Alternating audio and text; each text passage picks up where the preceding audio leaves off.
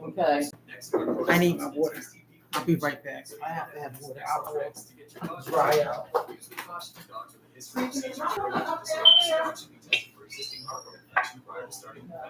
Talk to your vet about NexGuard Plus for next level protection for your dog. Movie night, date night, or solo marathon. IMDb is your ultimate entertainment companion. Discover new favorites. Binge what you want. Never miss an episode with the free IMDb app. Curate your watch list with a tap. Get personal notifications for your favorite shows. Find your next Thank you guys for being patient. Now, good evening, everyone. Hey, Miss Carla. Hey, Miss Carla. We have a special guest tonight. Before I bring her on, let us do our midweek check-in. So, Miss Dr. Tracy, I'm going to do our opening up our midweek check-in. I usually do this every Wednesday. I think I did it today really late because the lines was busy. I don't know what's going on in the world, but the lines were busy. And so today, my midweek check-in, I put that I was okay. I'm doing okay. This is not purple. This is blue. So your midweek check-in. If you are doing great, put up a red heart.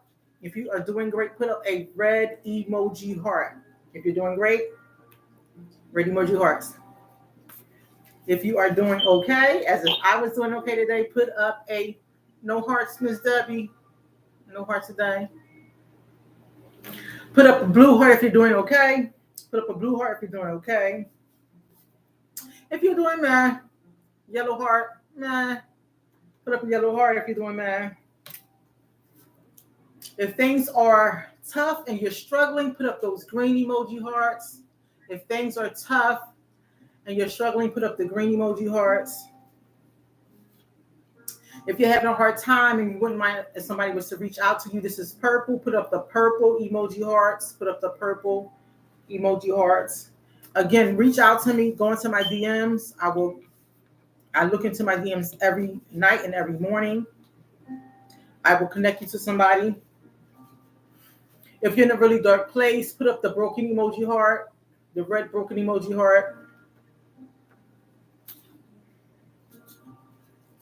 If you're having some harmony and balance in your life, put up that pink emoji heart. I was there maybe Sunday. I was there Sunday. I was flowing. Everything was good. Family came over. We had dinner. We was flowing until we started playing Uno. They start making their own games. If I say, well, wait a minute, what these rules is? Y'all stacking stuff on top of stuff. That don't even make no sense. But I was having some harmony and balance in my life on Sunday. If you're having some harmony and balance in your life, put up that pink emoji heart. If you're feeling optimistic and uplifting, put that orange emoji heart up there. If you're feeling optimistic and uplifting, put that orange emoji heart up there. Relax and friendly. Anyone feeling relaxed and friendly, put the light blue emoji heart up there. Relax and friendly. I see Miss Carter threw them gray emoji hearts up there. And she's feeling cool, self-restraint, and she put some humbleness up there. Miss Carter, you don't got a lot of them gray emoji hearts. You got 2 of them, but feeling cool, self-restraint, and that humbleness. That humbleness she put up there. She added that humbleness. The white emoji heart is if you're feeling some blankness, minimalism, you just in mixed emotions. Put that white emoji heart up there, the white emoji heart. If you're having one of these days, just one of those days. If you're having one of these days, put the brown emoji heart up there.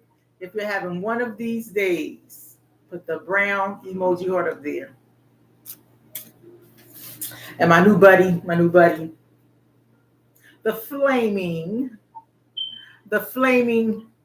heart. If you're frustrated, we do get frustrated.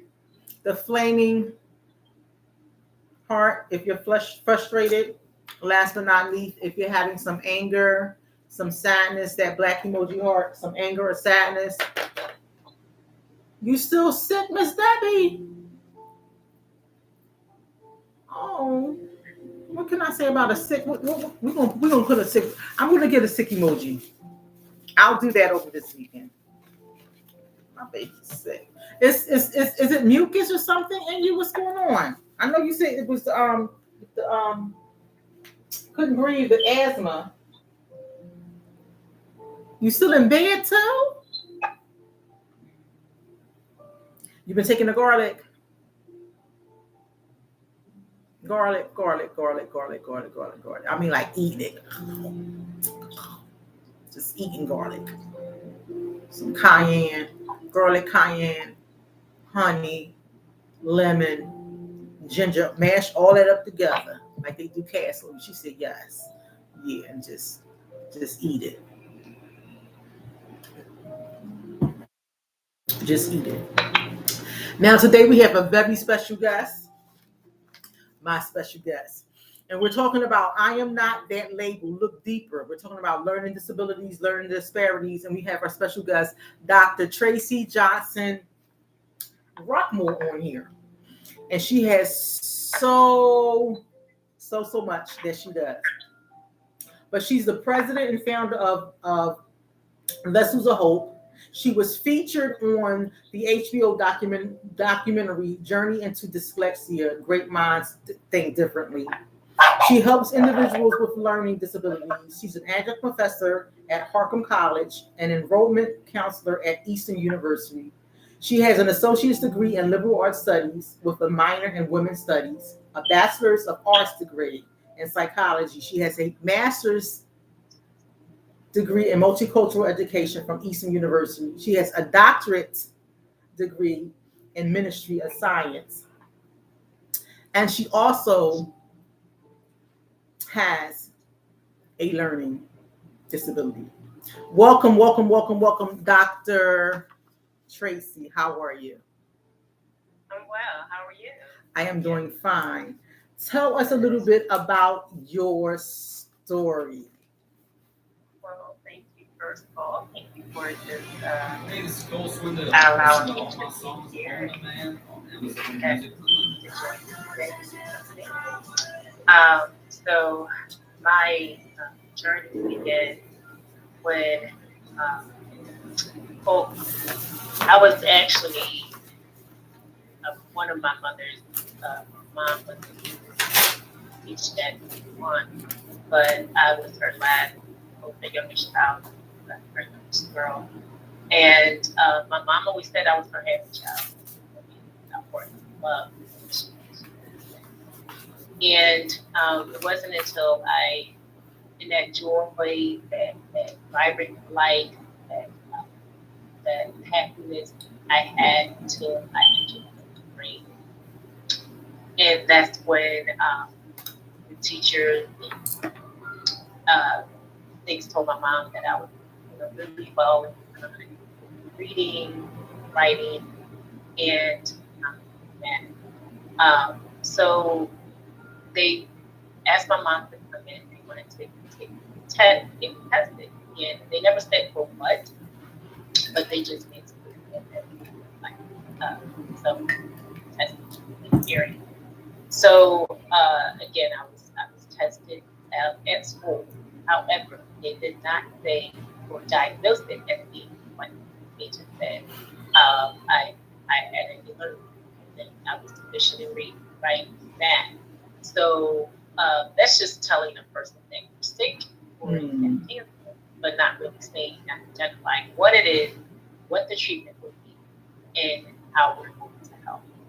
So basically, they placed classes with other students, other types of disabilities, not only just learning, behavior, emotional, social, all those types of things. Kind of just grow these kids involved with all types of disabilities, not really treating them or getting them proper help. So that's basically what happened. So that happy, vibrant child turned into a child with depression, low self-esteem, and bouts of suicide. That journey of thinking that I was broken began at that time.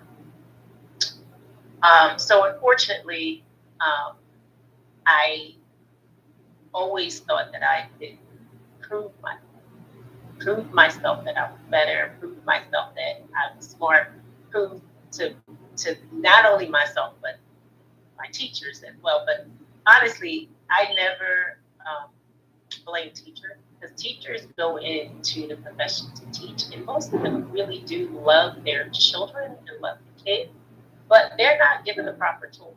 My great teacher is phenomenal because she's actually still in my life today. She's family to me now. And she said that when I walked into her classroom, I was just a scared little girl. And she just wanted to love me. Until this day, she still loves me. I call her Aunt Jackie. She's Dr. Jackie. Called her Aunt. And she was my sixth grade teacher.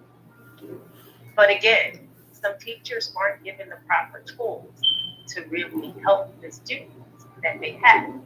And dyslexia, most individuals with dyslexia is actually 5 out of 10 individuals have.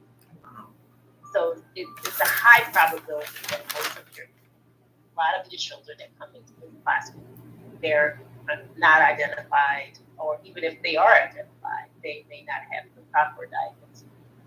So again, that struggle continued all throughout elementary school, high school, and my attempt at that time for college. So, like I say, the bouts of suicide, depression, low self-esteem, not thinking that I was worth anything. In fact, there was a high school teacher who told our whole class that we weren't college material. We would never make it in college. You know, don't even think about it. However, I had a determination. I always loved learning. I had a determination of wrong. I'm going to college. I didn't know anything about college. Didn't have any role models, honestly, that took me to college. But however, I was going to go and somehow make it. So my attempt to go to community college failed. Honestly, I left when I graduated high school. I graduated high school, and I took to go to community college where I failed elementary. And everybody gets to community college, but I did. I was told that I needed to go to take this remedial program. However, the remedial program is the same work that I took out in high school. If I always say retention is never remediation. If you're giving me the same information that you gave me before and I didn't get it, why are you giving it again without the proper tools to really to identify how I'm going to learn all of it? So that's what happened. So I went to that remedial program and just went through the program and went back to the and the counselor told me, how did you do this work? I told you. So that was another blow. And to my self-identity, self-esteem, self-worth, all those things. So that was that kind of spiral that I had through high school, and through elementary school. So after that kind of roller coaster, I started to go into that job. Just anything. I ended up in the school district in a very low paying job in the school district. What I was doing at the time, actually cleaning, and I would most of all gravitate to a lot of the teachers that did not know why. And one individual, a couple of teachers at the time, they said, "What are you doing? First of all, you're too young. You're like, what are you doing? What are you doing? That you really don't look like you fit in what you're doing." And I told them honestly, "We don't look like you. We don't look like you. This is pretty much what I." Um, but I still had a thirst for learning and a thirst for growing. I just didn't have the proper tools and key to unlock what was inside. So it wasn't until I saw an old episode, honestly, Mm. of the Cosby Show, where they talked about the issues that deal dealing with dyslexia that a light went on to me, and that's when I'm like, wait a minute, I think that's me, and that's where the journey began. And I started to find organizations where I could actually get identified and tested with dyslexia. And I was able to find the International Dyslexia Association and the local branch. I called them. It's a beautiful woman who answered the phone that morning, and she was able to screen for dyslexia and found out that's exactly what I had. So all these years, I struggled saying, wait a minute, I'm not dumb, I'm not slow, I'm not stupid. All those things that I was told, and then I began to believe myself. Wait a minute, I'm not like that. So from that, I was able to find a tutor from a list that we had at the time, and that tutor worked with me, and she's still in my life today. And she worked with me and encouraged me to attend college again, which I did. And again, I had that passion for learning. So once I got the right tool, got the proper diagnosis, I worked probably 3-4 times as hard and was able to, again, go to get my associate's bachelor's, and it just continued on from there. And I felt like a broken vessel at the time when I was growing up and going through all those trials, going through all of these pitfalls with my learning difference. And that's where the Lord gave me vessels of hope, because I felt like, and I was that broken vessel. And I felt as though when I was able to get the proper diagnosis, that vessel, God began to bring people in my life where that vessel began to bend to a point where I didn't want anyone else to deal with the trauma that I dealt with growing up.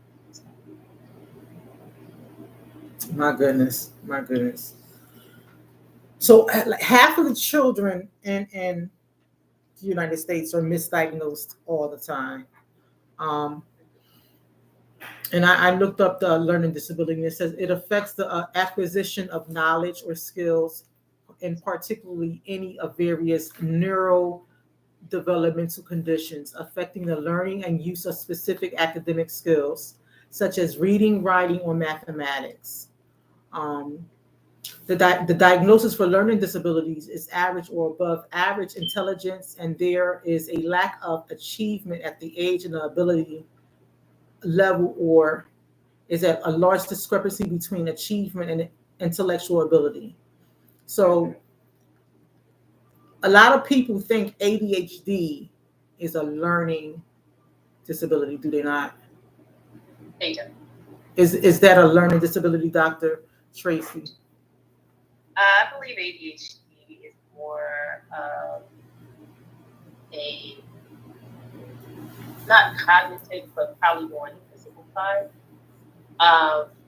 But it does affect learning, so that's why we get to or associated with a learning disability, because the student does have a heart problem, a hard time concentrating, so it does impede the individual's ability to stay focused and learn, especially in ADHD, because they have that hyperactivity included with their attention deficit.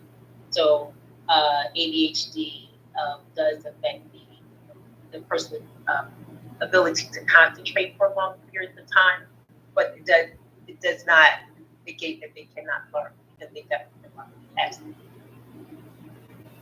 Can you explain to us some of the learning disabilities that you teach on when you're going out and educating people? Mainly I focus a lot on dyslexia, but we do talk about the other things, because oftentimes there's comorbidities in dealing with learning disabilities. general.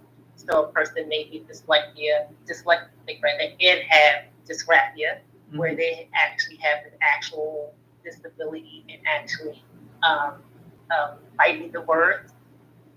Also, there's dyscalculia, where that person has a disability or difference in math, where math concepts are extremely hard. And I have both dyslexia and dyscalculia.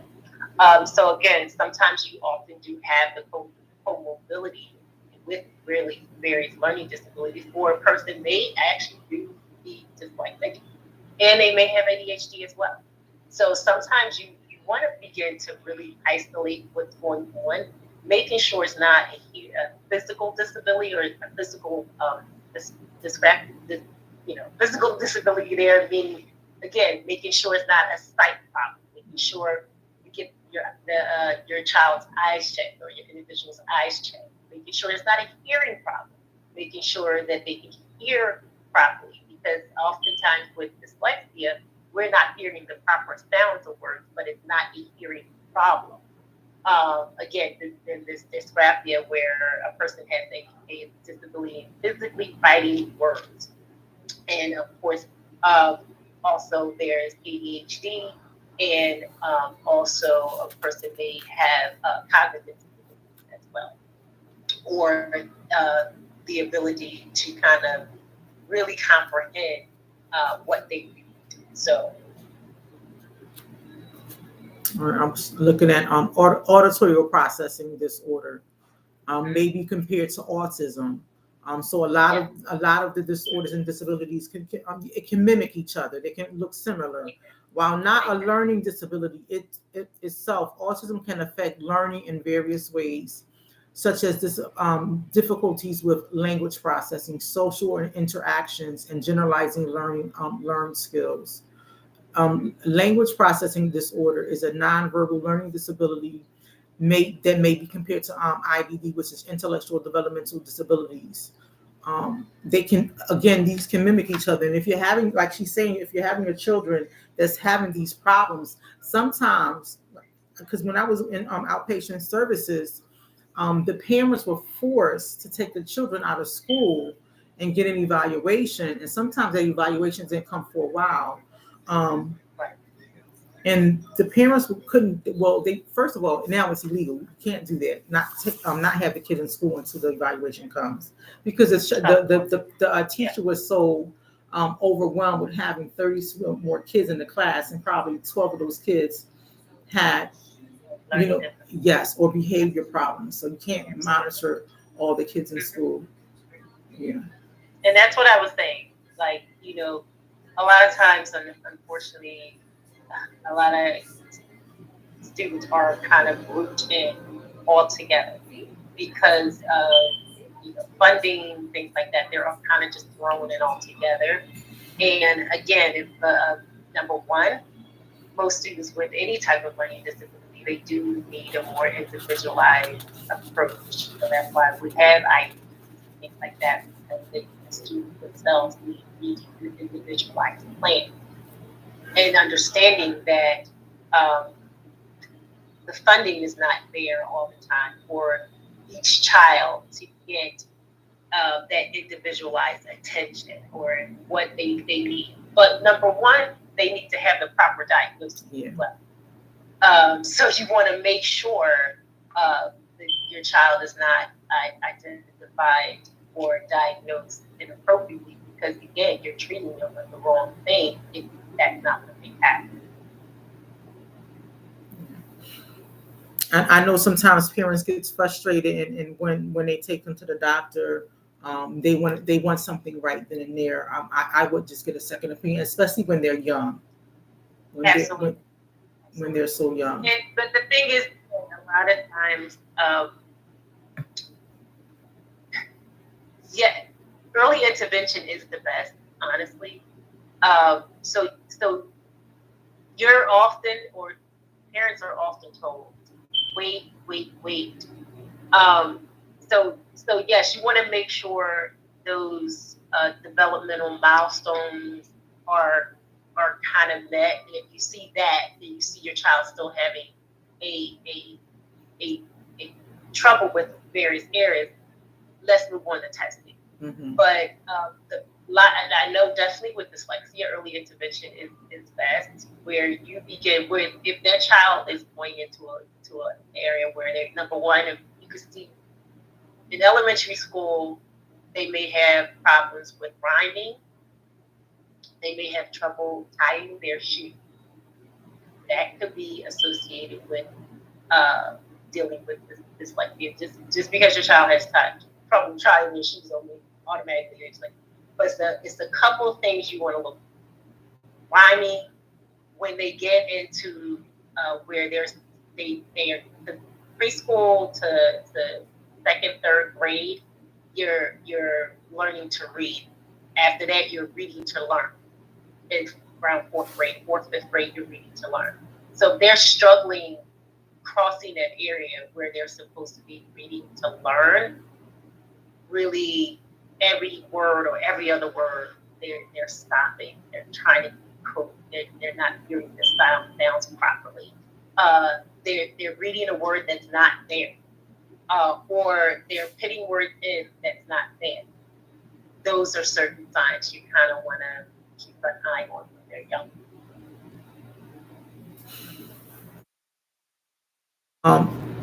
I know I was telling a lot of people when I was an outpatient about labeling, the slang of labeling. It can refer to defining a relationship, classifying someone, or using a term to describe something, often in ways that's considered unfair or limiting. It can also refer to the act of assigning a name or descriptor to something, as in labeling a product or a person. This can be a way to quickly identify a person's perceived characteristics, a role or status, but it can also be negative if the label is inaccurate or unfair. Dr. Tracy, did this happen to you in your life at any time? And does it still go on? Absolutely. And unfortunately, the world we live in, if you don't have that label, you're not going to get the minimal resources that you have. But I used to always say and encourage the family and individuals that I talk to. Although the label is there, that label doesn't identify you as an individual. That is not your character. That label is there just like a person that has a wheelchair, needs a wheelchair to get around in society. That label is there to help you navigate the society that we live in, unfortunately, to get the resources that you need, the accommodations you may need, whether you work or school. But that label does not stamp you as you are this. I'm a person with this. I don't identify saying I'm just dyslexic and dyslexic. I defines me. It does not define me. It is something that, again, God gave us that beautiful brain. And there's so many individuals that have dyslexia, that are great minds. Einstein was dyslexic. And so many others, just a whole list of dyslexic individuals that created awesome things in this world that God used.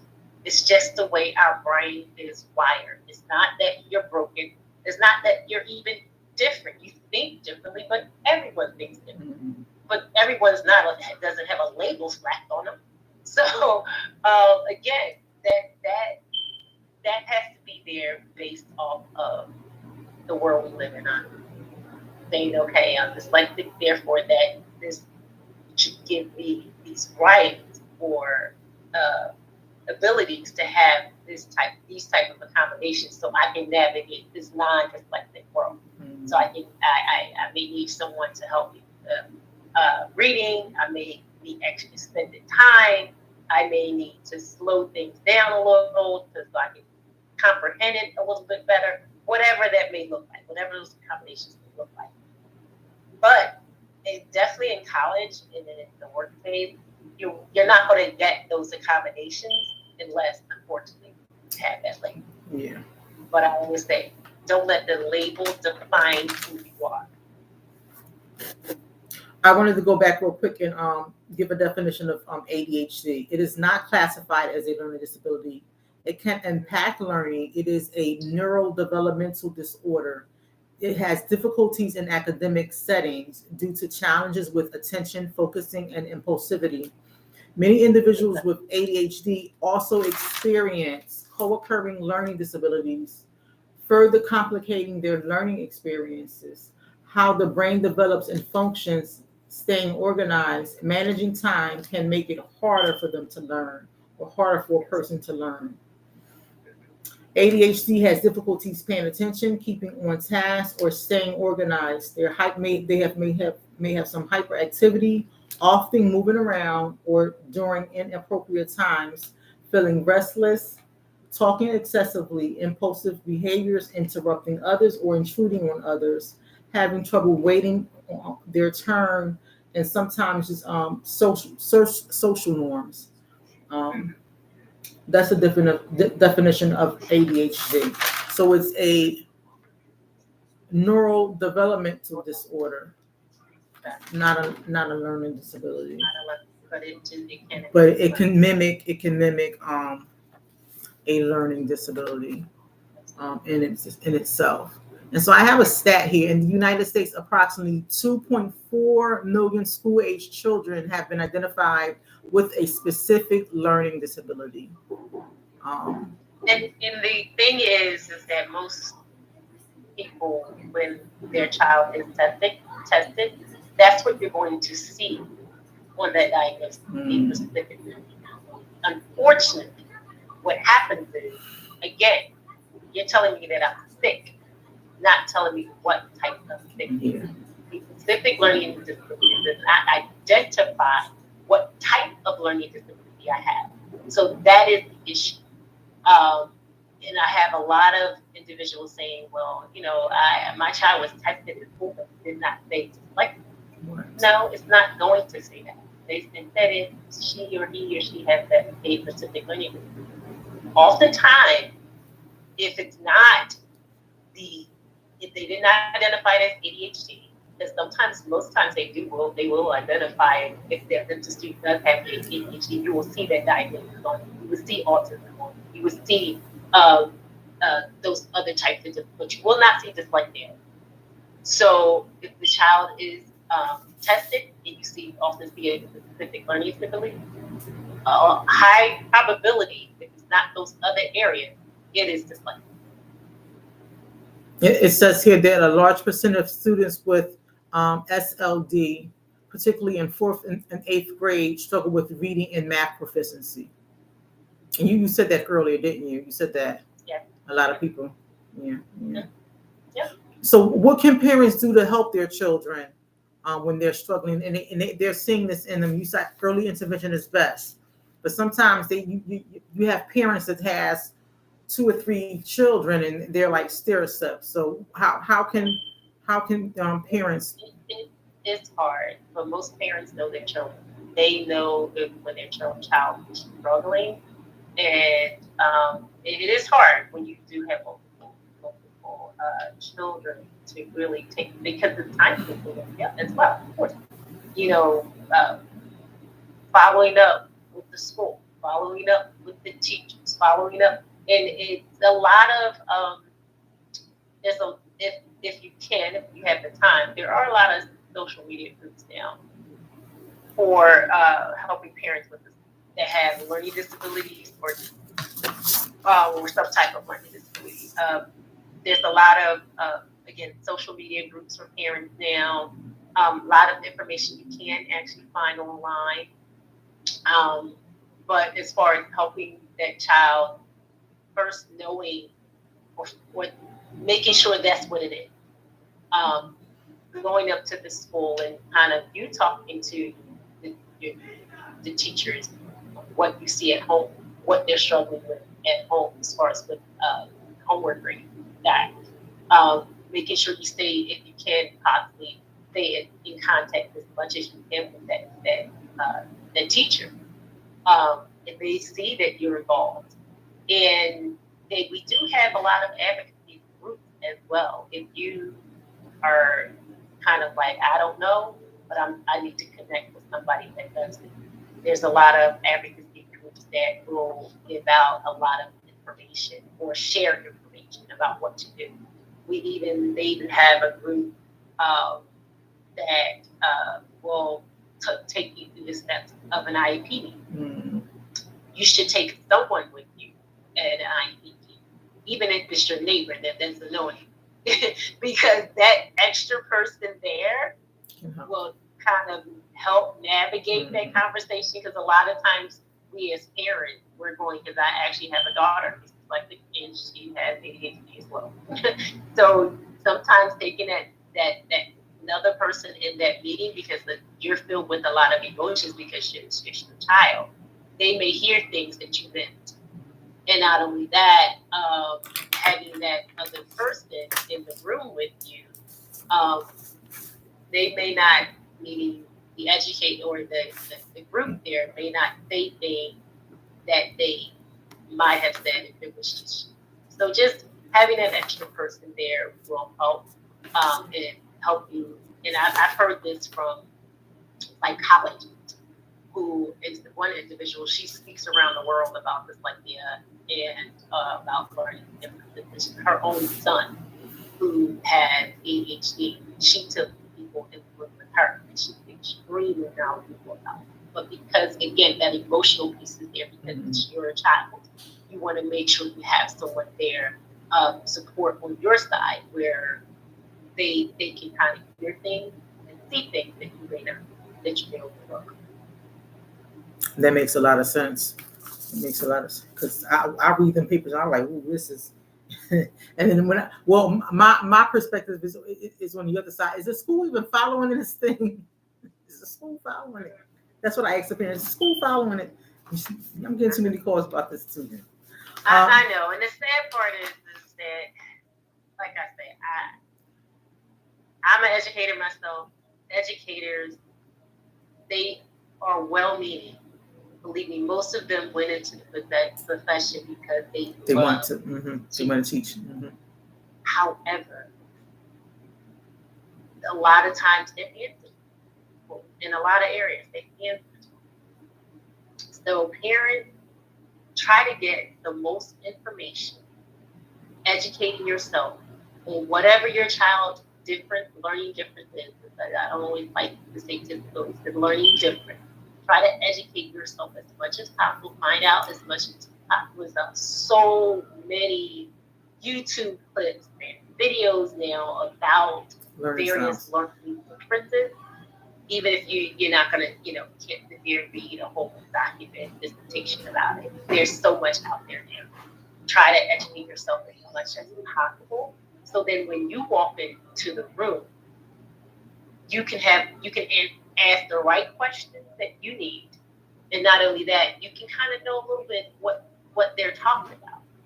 And that's going to help out a lot when you're going to advocate for your child, because you're your child's best advocate. Honestly, you're your child's best fighter in things, because honestly, most children don't even know why they're struggling. They can't tell you or identify it. Like, okay, I struggle here, but I don't. They're very. It's most learning disabilities are not. It's not just an academic issue. I say that all the time. It affects everything that individual is and what they do. It's not just academic. It affects you emotionally. It affects you socially. It affects how you interact with life, because you're dealing with those emotions as far as your self-esteem, your ability to be in the room, your confidence, all that stuff. So you're dealing with that every day. Every day, the individual's dealing with that on top of the learning differences. So you are your child's best advocate in dealing with it. And oftentimes, sadly to say, some adults find out that they too have a learning difference when they're advocating for their child. They may have struggled with it all those years. And most people with dyslexia, as you just read, we have above average to average IQ. So we find ways to work around life. However, when you have a child because it's dyslexic and most learning differences, they are hereditary. My father, but that's another story. I didn't meet my father till later on, but my biological father till later on. So it's hereditary. So a lot of parents may not find out they too have these same learning challenges until they start fighting and advocating for their child. So that's another barrier. So they like, and some parents take the area where they're embarrassed Yeah. and they're hurt because it's like, wait a minute, I made my child like, it's because of me that my child is struggling. So now there's another layer of trauma that you're dealing with, the parent and the child. So again, getting a community is the best because you especially if you are a parent, like maybe this is my struggle. How can I get in a community that can help me kind of navigate all of it? And under actually International Dyslexia Association, our local branch, I run a dyslexic adult support meeting once a month, just to kind of be a safe link for individuals with dyslexia. And a lot of the time we get parents on there because they found out that they were struggling with this through advocating for their child. Very common, very common. I have wrote some things down, and you said one of the things is understand and adapt. Also, identifying the learning style of your child. Recognize how your child learns best: visual, auditory, or kinesthetic. And adapt to your child support accordingly. Focus on their strengths. Help your child to identify their strengths and build confidence in those areas. Absolutely. And then start breaking down tasks. Divide large assignments into smaller, manageable steps to reduce from them being overwhelmed. Create a supportive environment and consistent routine. Positive reinforcements is always best. Praise them and their efforts and progress, and not just outcomes. Open communication. Maintain regular contact with teachers and other professionals that involve your child's be involved in your child's education. And as she was saying, Dr. Tracy was saying, advocate for your child. You are their voice. Yep. Engage in active learning and read together. Incorporate games, activities, real world examples to make learning engaging. Foster a love of learning by exploring new things together and asking questions. Also promote social and emotional well-being. Build confidence and help your child understand that learning disabilities are a challenge, not a reflection of their intelligence. Develop social skills and encourage participation in activities that promotes social interaction and friendship. Lastly, seek support for yourself as well. Dr. Tracy, tell us about your books and any speaking engagements and anything upcoming for you. So the two books that the Lord encouraged me to write. The one book is called Journey of Hope, an Everyday Guide for Adults with Dyslexia.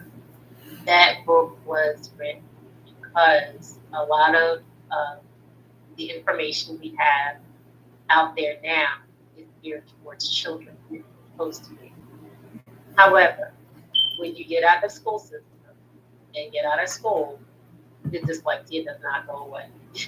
So you're still dyslexic. So the book that I was encouraged to write was geared towards individuals that are adults trying to navigate this non-dyslexic world. Simple things like playing board games with your family, driving a car. Anyone that's with dyslexia knows when you have a problem with our left and right. So there's some tools about that. Filling out job applications and ordering at restaurants is something that's challenging for us. thank God for navigation systems now, but reading signs, even with the navigation system, you got to make sure you kind of think where's your left and where's your right when you're turning. So things like that. So I have some tips in the book regarding that. And this particular book, it's not anything that you need to read from cover to cover. Pick out whatever situation that you need to kind of navigate a situation with. So that's the first book. The second book is called Flip the Script. Flip the Script is it's a motivational journal for individuals with dyslexia or just in life. It's dealing with the internal thoughts that we have in our minds. A lot of times, like I said, told I was dumb, slow, stupid, and all those type of things, and I wasn't the only one who was told that. So how do we change that internal dialogue that we have in our mind? How do we change the narrative that we think about ourselves? So Flip the Script is a motivational journal, which has this motivational quotes by dyslexic individuals or educators that support dyslexic students. These quotes are written by them, a lot by myself, or also ones that I did here myself. So it's lines that you can kind of reflect, draw, or write your own narrative as well. So that's what the script is. They're both found on Amazon. The third book that I'm writing, that I'm going to be working on rather, is going to be a book for Bible school teachers. It's kind of like somewhat of a manual helping them kind of help students with learning differences in Bible school classes in our local churches. So that book is going to be entitled God Wants All of His Children to Learn. So again, that's going to be kind of a manual helping those who teach in Bible schools that have a passion for the Word of God and wanting students to learn the Word of God, but may not know what to do when not if, but when they have students in those type of settings that deal with the type of learning. God's given me this because I got accommodations in the sector of college. So if I walk into a Bible institute, why am I not getting accommodations? Why? Because lack of knowledge. Some people, some teachers may not know, some individuals may not know how to accommodate the students. So this was what the insurance I'll be running soon. As far as any speaking engagements, at this time I have a lot of other stuff on my plate, but I may be doing a couple more podcasts for some of the interviews that are coming up. Just wait for it to do. Okay, guys, she gave me a lot of Jews, guys. So I'm going to be featuring some of her YouTube things on the page. So stay tuned for those things. Dr. Tracy, I really enjoyed you. I really thank you for coming on tonight. It has been a pleasure, and I will be seeing her shortly wherever she is. Next week's topic is, it's going to be yum, guys. Suicide inside prison. What happens behind the cell? Behind those bars. That is going to be my topic for next week. Suicide inside prison. What happens behind the cells? It's 9:30. I still got to get on my church page for prayer. So I will bid you guys adieu. You have been tuning into the Trap Lounge. My name is Kimble Evans. I am your trap therapist. I will see you guys next week. Be safe, everybody. Good night. Good night.